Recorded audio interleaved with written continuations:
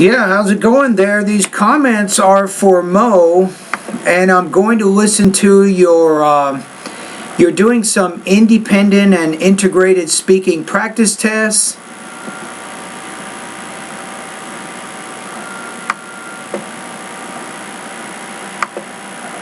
So let me go ahead and take a look at this one.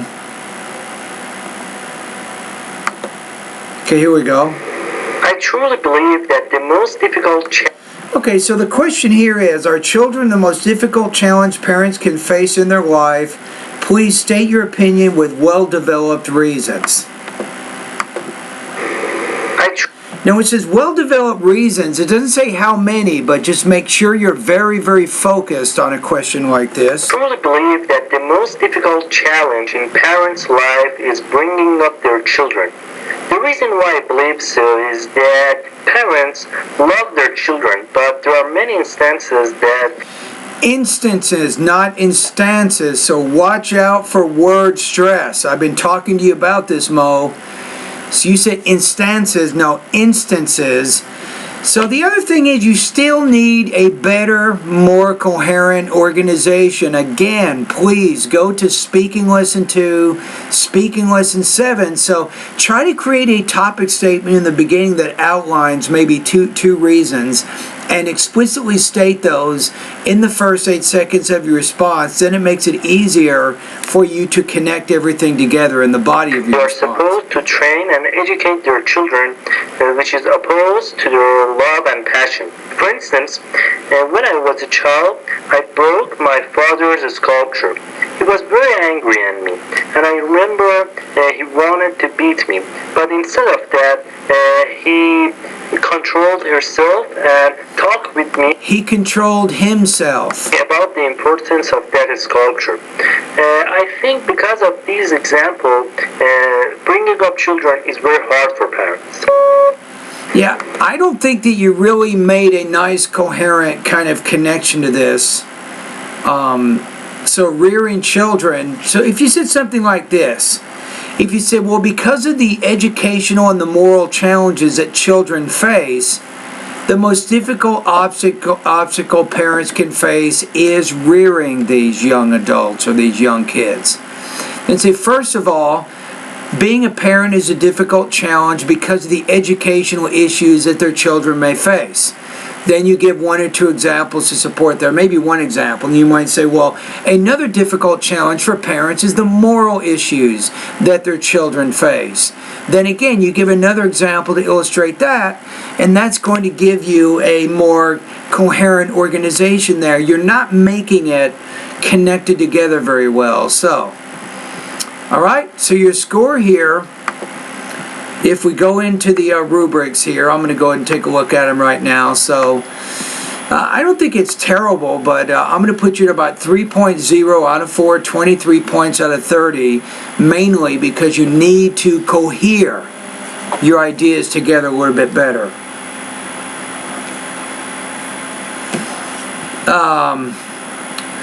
All right, so let's go to the next one. Let's see what you did. So we're going to...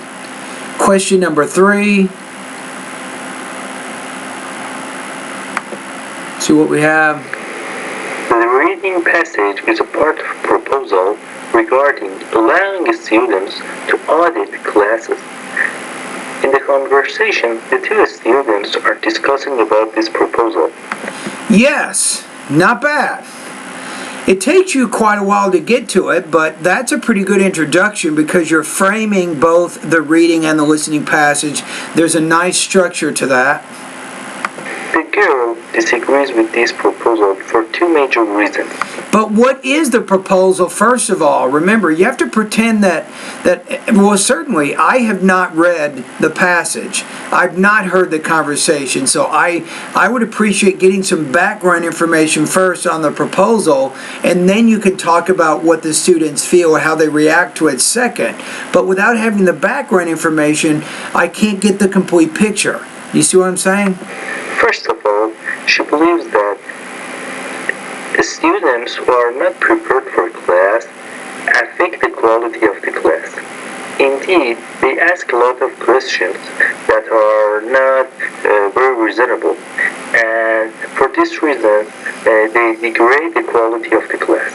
Secondly, she believes that the professor is required to do a lot of effort for the class, regardless whether a student We'll say effort there, more word stress issues. is audited or regular student. For these two major reasons, she believes that the university should not allow auditing. Okay. All right, so let's take a look here. So on this one, I needed a little bit more context about the proposal to help me understand the student and why the student felt the way that she did, right? So that's a topic development issue. You had some delivery issues, particularly with word stress. You had good grammar and vocabulary, so I think it'd be hard to get a 4 on this one, I'll be honest with you. So I'm going to put you at 3.0 out of 4, 23 points out of 30 on this practice test. All right, let's go to the next one. I think this is question number 4, am I right? The article is about integrated farming, which according to the passage is a system providing means of not only the animal but also the crops. Okay. In the listening, the professor provides an example of chicken and bean crops to illustrate this concept. Now that was good, not bad. You had a little trouble with some language use. Let me go back here. In the listening, the professor provides an You want to say professor, by the way, another word stress issue. example of chicken and bean crops to illustrate this concept. Okay. The professor explains that chicken are kept in a house that doesn't have any floor, and also it is equipped with wheels. Therefore, farmers can move the house on and on in the field. Also, the professor explains that the chicken in the house eat the weeds in the farm and make it appropriate for Appropriate. She can make it appropriate. bean crops to grow and thrive. Therefore, there is no competing weed in the field for bean crops. For bean crops, right? Bean crops. On this one, so I think some intelligibility issues on this. I think maybe some language issues as well, so it wasn't perfect. The word stress issue, this is really something that you got to work really, really hard on right now. I'll keep hitting you on it every day, right? So I think some delivery issues, I think some possible language use or delivery issues. So I'm going to put you again at about, I'm going to put you at 2.83 out of 4, 22 points out of 30 on this one. So I had trouble understanding everything that you were saying on this one. Okay, got one more here. Let's see.